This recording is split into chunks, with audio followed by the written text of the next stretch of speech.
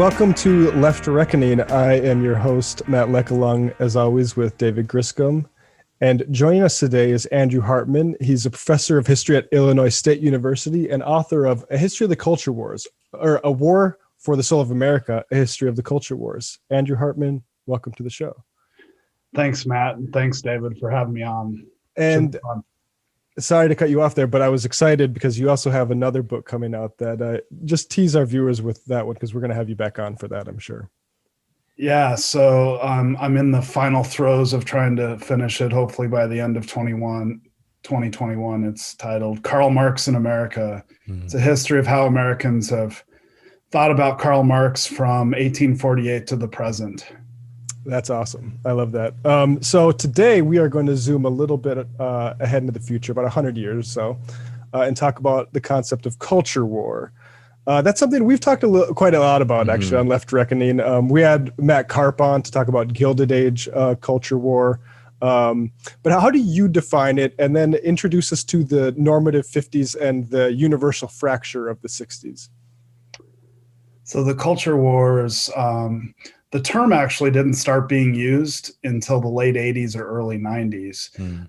But historians now tend to sort of use the word to refer to debates or battles over the culture in the United States. I think an easy way to think about it is it's a debate over what it means to be an American, if you want to think about the culture wars just in terms of the history of the United States. And that these debates become extremely heated during times of cultural change, during times of like mass immigration, during times of like controversies over religion. So like 19th century, there were a lot of controversies between Catholics and Protestants, or struggles over schools and curriculum. But what I would argue is that the culture wars that we still talk about today really emerged with the 1960s.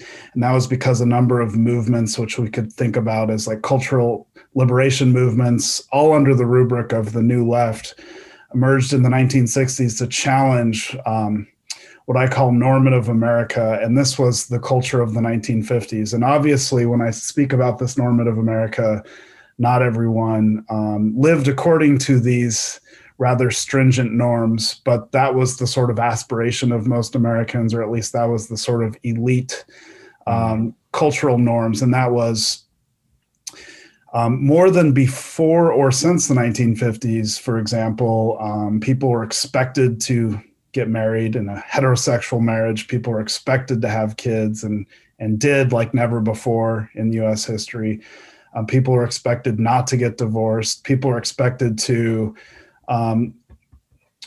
there were just these like pretty strict cultural norms that played out in the 1950s, which, is not surprising given the sort of larger context of the Cold War, when there's an ideological, when you feel like your nation's in an existential struggle with a foe that has a very different ideology. There's this sort of like coming together around cultural norms that we see in the 1950s, but that really broke apart in the 1960s. And so ever since then, you could say that the culture wars have been between those who wish to put back together this normative America, these norms of the 1950s, and those who have struggled to define American identity in more expansive, capacious ways, or even those who increasingly maybe reject the notion of a national identity.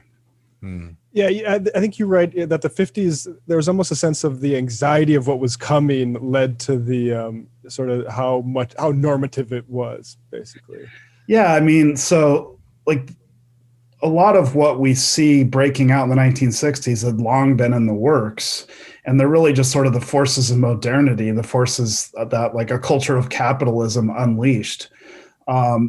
And you see sort of forerunners to the later culture wars in, say, the 1920s. You see this with debates between sort of cosmopolitan Americans and more evangelical Christian Americans, most famously sort of encapsulated in the Scopes Monkey trial in 1925. You see a sort of rising feminist consciousness well before the 1960s. But because of the sort of crises of world or sort of global proportion that emerged in the 30s with the Great Depression, the 40s with World War II, and then especially in the United States with the early Cold War of the 1950s. A lot of the sort of cultural advances of modernity are captured or put on hold. And I think one of the reasons why there are such stringent expectations in terms of conservative cultural norms during the 1950s is because of the fear of what might break out. They had a sense that things, cultural conservatives or people who defined American norms in very sort of heteronormative, straight white male terms, patriarchal terms, were, I think, greatly concerned about what might happen if these movements and ideas were unleashed. Yeah, it's interesting, the anxiety over what the youth is going to do. We talked with Megan Day about Commonwealth College, the Debsian influenced college in the Ozarks. And one of the entrance exam essay questions was, what do you make of the Youth Revolt? And that was 1931, right? So it seems like, talk about just, I want to get to specific like religion and different types of oppressed identities, but talk about just the anxiety about the youth in general. Like, what do we see when we look at that? It seems like kind of a permanent fixture, or it flares up now and then at least. It's certainly long-standing, and I think that is definitely like one of the features of modern life in a consumer capitalist society is that young people get defined increasingly by their peer group, and this sort of youth identity gets carved out. And really, this only starts to emerge in ways that we now understand in the late 19th and early 20th century. It specifically becomes a concern to people in the 1950s because that's really because of the affluence that many sort of white suburbanites were able to obtain in the 1950s. It's the first time in US history when pretty much all teenagers are required to attend high school up through the age of 16. And so you have this large group of people who have disposable income, and there's this sort of larger concern about like their values are being shaped by people other than their parents, by people other than their religious leaders, their pastors, their priests. And so like in the 50s, you see this really what amounts to a juvenile delinquency scare. Congress holds hearings over the problem of juvenile delinquency, and they interview experts who had written books on like comic books and the dangers of comic books. And so, yeah, a common feature of sort of modern American life is fear that the youth are going to sort of form their own ideas that are going to be transgressive of the norm. And that seems to be like, to me, just how do you think about media technology in this? Because to me, like growing up, I can relate to that, right? My parents would have preferred I did more hunting and more church going, but I liked watching football on Sundays and playing video games, right? Like that, and that wasn't like my true identity. That's what the sort of capitalist culture had kind of wanted me to move towards, right? So yeah, how does changes in media, like, because one way I look at McCarthyism is we needed a massive project for Empire to discipline the motion picture industry, right? But Andrew, just touch on media technology, because that's my field going back. Well, I think with each sort of advance in media technology, the ability of people to gain access to ideas beyond their sort of their sort of local communities, and the more that becomes a reality of their everyday lives, the more the sort of fear increases or the anxieties increase about media and mass culture, especially sort of inserting itself between community and child, parent and child, pastor and child, right? Yeah. And so the sort of this is what I'm talking about when I say that the forces of modern America are the thing that are giving life to this sort of sense that we need to get people to conform to a culture, because there's just a great deal of anxiety about it. Yeah, and I think we can return to one of the original. Well, Yeah, the prayer in school, that seems to really set a lot of this off, doesn't it? Tell us a story about prayers in school, because I think like since Roe versus Wade, that's been the new thing that we talk about that unites the right and evangelical right, but prayer in schools was big. Actually, prayer in school was probably, so yeah, Roe v. Wade, maybe since the 80s has been more important than any other Supreme Court decision in terms of uniting the right. But Engel versus Vital, which was decided in 1962, which made prayer in school unconstitutional, that was the thing for religious conservatives. So like, for example, I looked at the papers of Senator Everett Dirksen, who's local here near me in Peoria. And he received more letters from constituents about this issue than any other issue over the course of the 60s, 70s, and even into the 80s. And so think about it in these terms. For all of the history of American schooling up until then, prayer was an extremely common feature, right? And in fact, one of the reasons why parochial Catholic schools were established in the 19th century was because the prayer that went on in America's public schools tended to be Protestant, right? They tended to read the King James Bible. And so that was the dominant culture. And so Catholics break away to some extent from the public schools precisely for that reason. In the 20th century, of course, you have a slow but steady secularization, and increasingly a lot of people, I would say liberals, elites, begin to recognize that this is a violation of the First Amendment, the Establishment Clause, right? And so you have a number of people who challenge through the courts the sort of the capacity for schools to mandate prayer in school and increase it. And so finally it gets to the Supreme Court, and they indeed rule that prayer in school is unconstitutional, which confirms for a lot of religious conservatives who up until that point just felt like the national culture was their culture, confirms for them that things seem to be going awry. And in fact, throughout the culture wars of the 60s, 70s, 80s, 90s, a lot of religious conservatives, including a lot of leaders, would point to this decision as the sort of like point where the train derailed, right?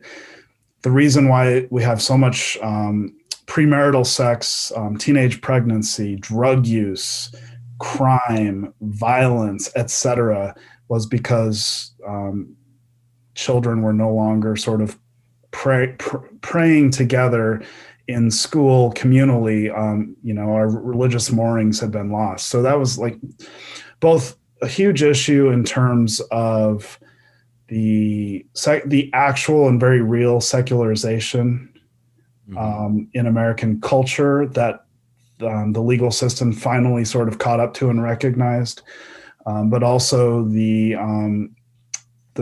very real presence of millions of religious conservatives who sort of felt like that was the U-turn.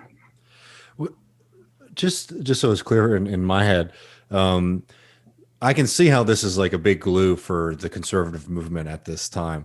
But with the kind of momentum, to eradicate prayer in school, is that coming from, legal professionals and the legal system in general, or is this something that was animating for liberals too? I would say a little bit of both. Yeah. So you saw a number of like atheist parents who were really disconcerted that their kids were still being forced to pray in school. A lot of schools would like make allowances for students who didn't want to pray by like sending them away, but that's obviously an alienating process, and school is alienating. Well, middle school kids are very nice too when you single somebody out. And there were other local challenges from Jewish parents, and the list goes on. So it was both grassroots, but also this sort of increasing legal interpretation that had gained a foothold in law schools, et cetera.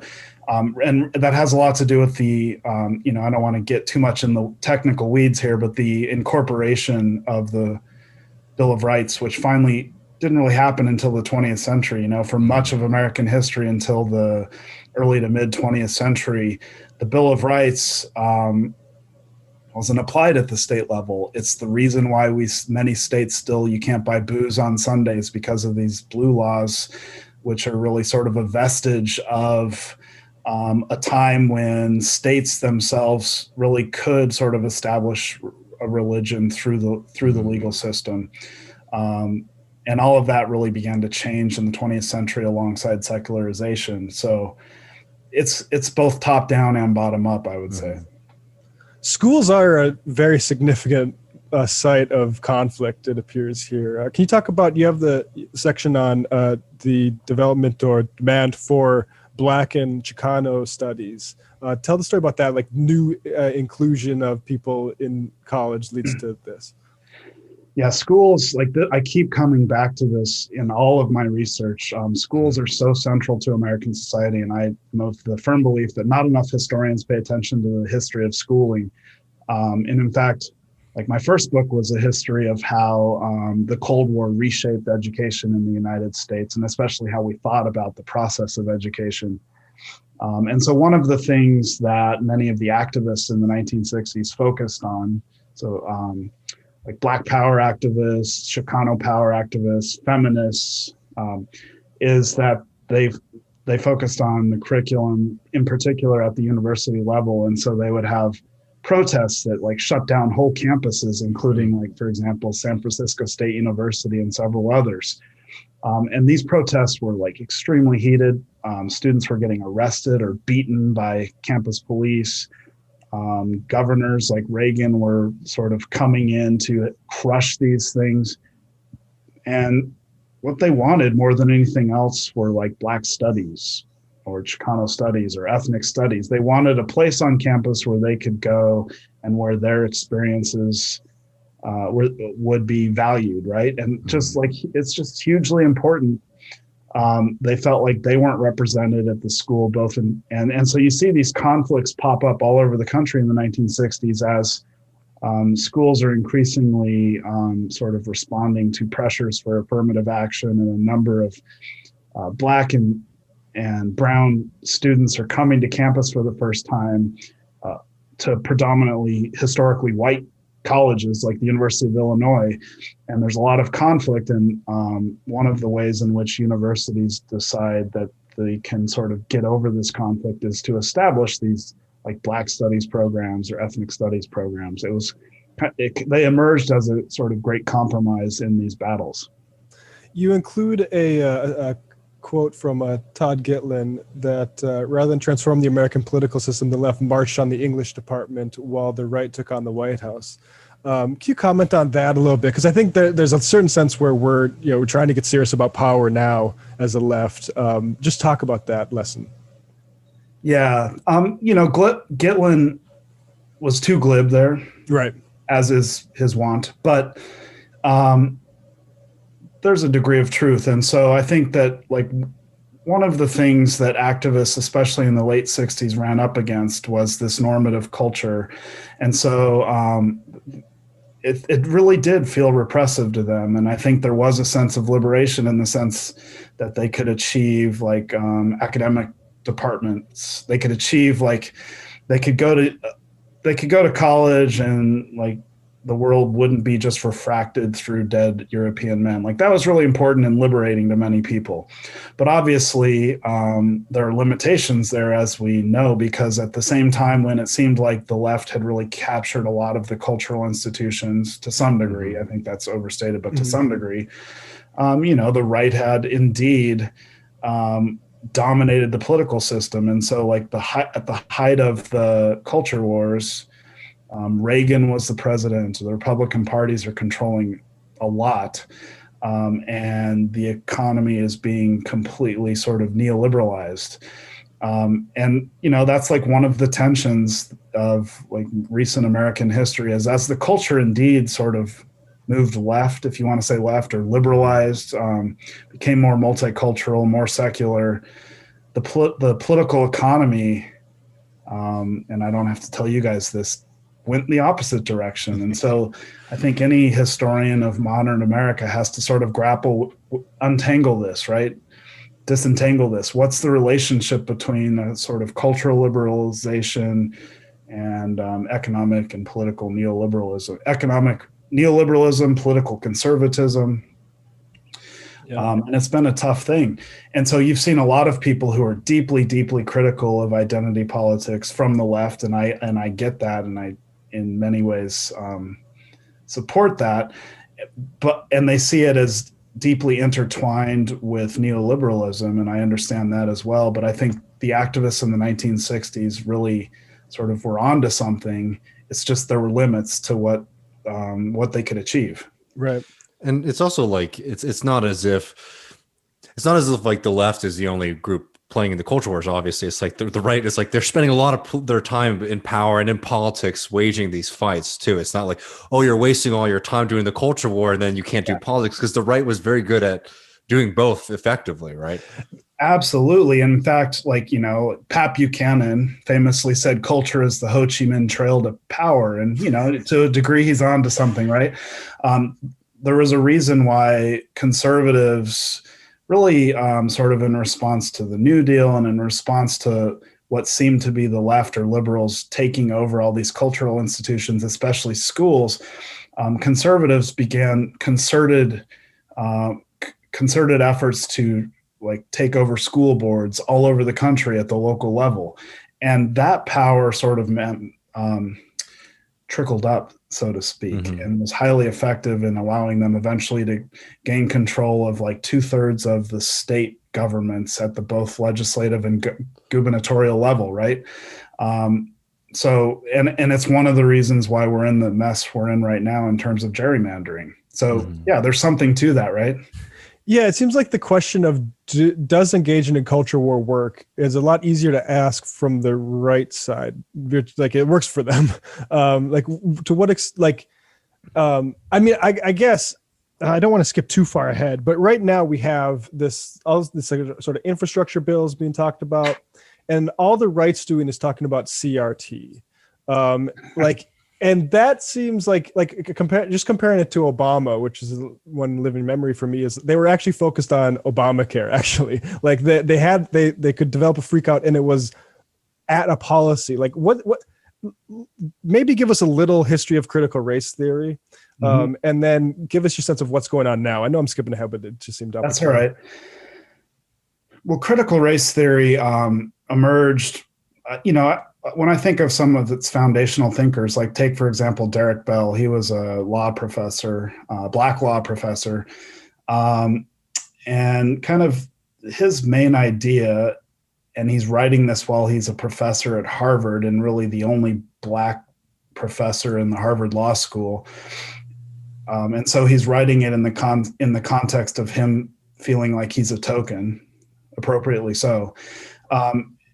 He theorized that after the civil rights movement and after the sort of great legislative achievements of the Civil Rights Act and the Voting Rights Act of 64 and 65, how do we think about the fact that racial inequality across all these levels persists?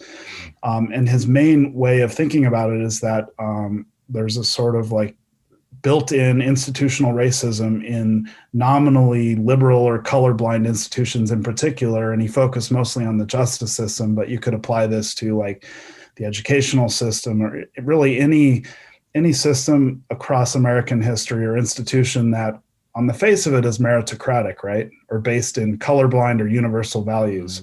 We all know, I think, that that's a crock of shit, but for Derek Bell, he sort of spelled that out in ways, and then others built upon this in ways that sort of elaborated on the fact that racism was institutional or internal to these systems, right? That's critical race theory in a nutshell. It's just sort of like gives people an approach to think about institutions, in particular legal institutions, but yeah, obviously it carries weight for conservatives because the problem is like, and there's the critiques of it not being revolutionary critical race theory, right? But also what the problem it presents for conservatives is conservatives just want to naturalize the hierarchies, right? And there's a natural reason for all these things, and critical race theory is just a tool for understanding that these isn't just natural. Yeah, they liken it to Marxism. Marxists have been and continue to be fairly critical of critical race theory. But the way in which it is similar, and this is something that I think conservatives latch onto, is that, just as you said, it unmasks hierarchy as being unnatural. And it sort of like opens up the hood to the engine of this hierarchical machine. And, Marxism and critical race theory are sort of different approaches to understanding how hierarchy gets amassed and entrenched in American or any society, for a Marxist to capitalist society. But that's exactly right. Like, a conservative now tends to think in terms of colorblindness and tends to think in terms of meritocracy. And both Marxism and critical race theory sort of show that those are bullshit. Yeah, and DeSantis is already included in his patriotic education proposals to teach anti-communism, just as part of that. So it's already wrapped up in this critical race theory thing. It just seems like another way to get around to a Red Scare to me. Yeah, I mean, I think so. There, when we tend to think of Red Scares, we think of the Cold War, in particular, 1950s and McCarthyism. But there have been Red Scares in American history. The first one I pinpoint is following the Paris Commune. You would not believe how many people in the United States freaked out about the Paris Commune. And then there were all these instances when, like, the working class was getting a little out of control, like the 1877 Great Railroad Strike. There was a 2 or 3 day general strike in St. Louis, and the newspapers were referring to it as the St. Louis Commune, right? And freaking out about it. And you have these like mini Red Scares that just increase in terms of the intensity and scope from after World War I, which is what historians refer to as the first Red Scare, and then McCarthyism, which is the second Red Scare. Those are the two big ones. But there have been all these other mini ones. Like during the Reagan era, there was a mini one. And I think this is sort of like that, right? But most people aren't dumb enough to think that communism is a threat anymore. But critical race theory, I mean, that seems to work, right? And if you can sort of lump that together with the scary protest from last summer of Black Lives Matter after the assassination of George Floyd, then you can, you make some political hay, right? And basically, this is conservative. So the culture wars, I would argue, for conservatives are rooted in real anxieties, but conservative politicians and media leaders and hucksters have gotten really good at just sort of throwing a bunch of darts at the dartboard and seeing what sticks, and this one happens to stick. And so that's what's interesting about it, is why is this sticking, right? Like, even locally, we have historically very sort of boring school board meetings, but all the surrounding counties where I'm at in central Illinois have had these really angry conservatives come to school board meetings in the last month screaming about critical race theory and sex education and masks. Those are the three sort of issues that are informing a lot of conservatives, the far right now. So, yeah. Yeah. But does it seem focused, or does it seem less focused than it typically is? Like, I feel, am I just imagining like the 90s GOP culture warriors having more of a sense of design and purpose behind it? Like, I mean, I guess, taking over school boards is no small shakes. Like, that's an important thing for them to do, and they've been good at figuring out reasons to do that. Is that mainly the upside here? So, it wasn't very focused in the 80s or 90s either. There were times where, in retrospect, it might have seemed focused, like when they rallied against various museum exhibits or that type of thing. But it was pretty sporadic and not very focused then as well. But it just happened that these sort of like controversies came one after another in the late 80s and then into the 90s. And so, which is why in retrospect, I look upon that era as a historian and say this was really the sort of apex of the culture wars. And some conservatives made some good hay off of that, but others didn't. And I think, liberals or the left emerged in fairly decent shape from those culture wars in terms of like still maintaining control over the main cultural institutions, if not the courts and if not, DC and the state legislatures. Yeah.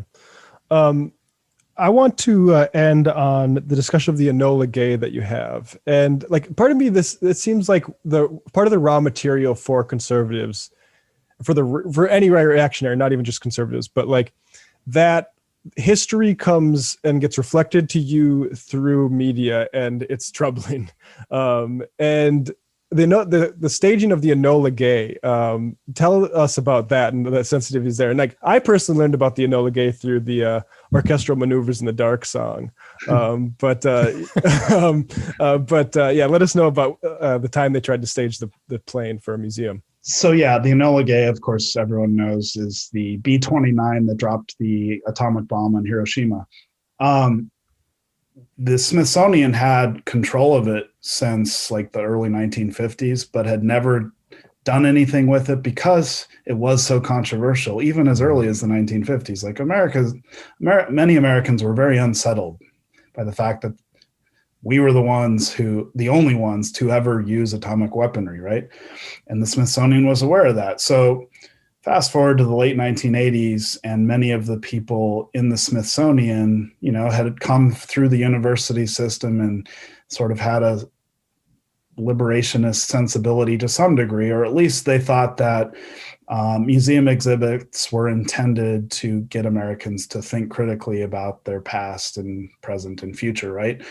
And so the Smithsonian had decided that they were going to display the Enola Gay and that they were going to create an exhibit around it that both told the story of World War II through various lenses, and then also told the story of the dropping of the bomb through various lenses, including the lens of the victims, the Japanese victims. And also the exhibit script, as it originally came out, was going to sort of discuss the debate that historians had been having for many years prior about whether the United States actually needed to drop the bomb to end the war, right? Like that's the main controversial aspect of it. And the script made the rounds before the exhibit was built in terms of the editing process, the review process, and some conservative veterans got a hold of it. I should say some conservative politicians, because you got to remember that Congress controls the purse strings of the Smithsonian, right? And the script just then became like certain sort of aspects or passages of the script were taken out of context and became like publicized everywhere. Conservative groups like the American Legion were using it in their mailings to raise money. It became a major national controversy. And the issue was that anti-American ideologues had gotten control of the Smithsonian and were going to portray this like symbol of American power negatively, and that was going to disrupt sort of our ideas of American exceptionalism. And the conservatives in this instance definitely won. The Smithsonian exhibit never really came to be. They did display the Enola Gay, but without any of the sort of surrounding context.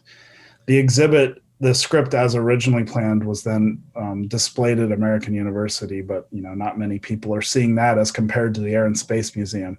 So a huge national controversy over, this symbol of World War II. Yeah. Go ahead, David. Oh no. I just wanted to, I was just noting it. It's amazing to revisit that history and see what's happening right here in Austin, Texas right now, where there is a similar kind of fight with like remembering the Alamo, right? Where basically three guys wrote a book sort of challenging, like honestly in the most milquetoast kind of, I don't want to discredit them, but fairly, like it's not like the debunk of the Alamo, but it's just like, hey, a lot of these things that are myths, right? And here's like an actual like historical account of what happened at the Alamo. It has a provocative title called Forget the Alamo. But the government, because Abbott And all these guys, they control the State History Museum. They basically were able to nix this entire conversation, to have a conversation about the history of Texas at the Texas State History Museum, right? And it's just amazing, to hear, because, the Texas story is very similar too for folks, is right. It's like, oh, well, not only are we Americans in the sense that we revolted against, the English, but that spirit is so alive here that anytime there's tyranny, we stand up, and having that challenge is so dangerous for like the conservative identity in Texas. Anyway, it's just interesting to see like the one for one parallel, almost 60 years later here. Yeah, I mean, man, I don't know if that could happen in another state. Is there any other state that has a nationalism like Texas? I don't think so. I don't know. I mean, there's a cross state nationalism in this country, in the South. That's probably it's dangerous too. But it's nuts because the Alamo was about nothing if not sort of the attempt to expand slavery. That's the story, right? But that's not the story they want told. No, and it's not. It's the same. You get tall tales. I mean, David Crockett wrote a bolt of lightning and stuff like that. Like, I always understood as a kid that was bullshit. So it's funny when these guys, like, really, these grown men, in particular, are just like, no, we have to know all the tall tales about them, instead of being able, like, there's a lot of different historical interpretations of the Texas Revolution. I definitely lean more toward, the idea that it was very much about American expansion and the expansion of slavery, right? But it's like the absolute refusal to even look at the history is not only something that the conservatives are doing, but I mean, it's very successful for them in mobilizing their base here, saying like, they're coming for our history. They're taking away your identity as Texans. It's amazing to see, even in 2021, that it's just as effective and just as absurd. Yeah. I mean, honestly, the Enola Gay is like almost a little bit more.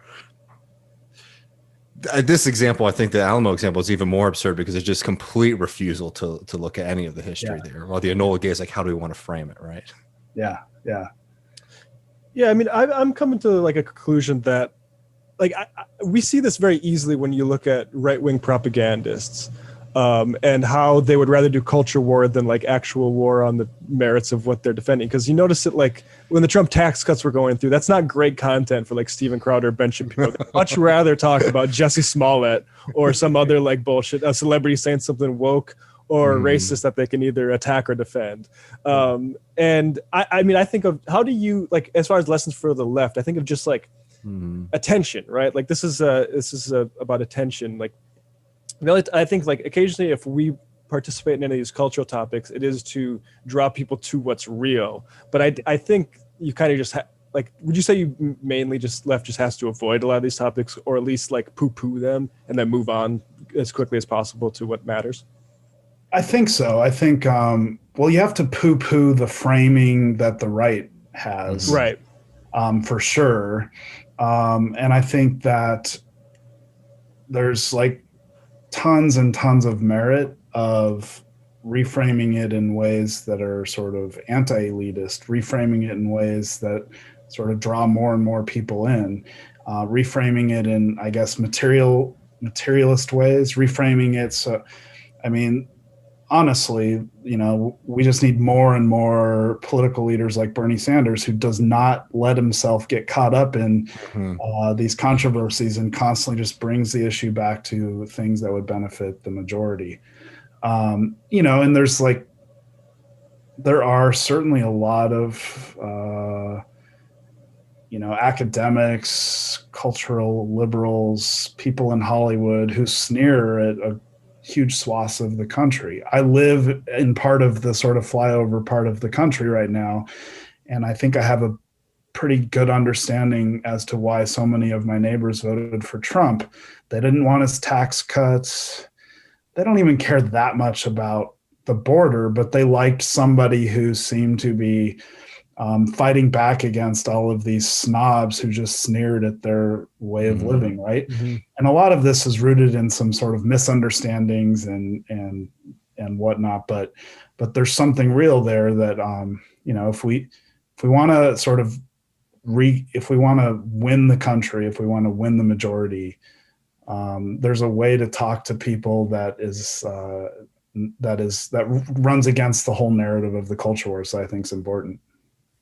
Yeah, I think it just seems like it's easy because you think about like the French Revolution or Spanish Civil War and the animus against religion, for instance, and that does seem like a conflict that is in some way unavoidable, but you definitely want to aim it upwards, right? Not at people and their beliefs, but at those institutions and how they're not only your like church, but also they're like your landlord and stuff like that. Exactly. Yeah. Yeah.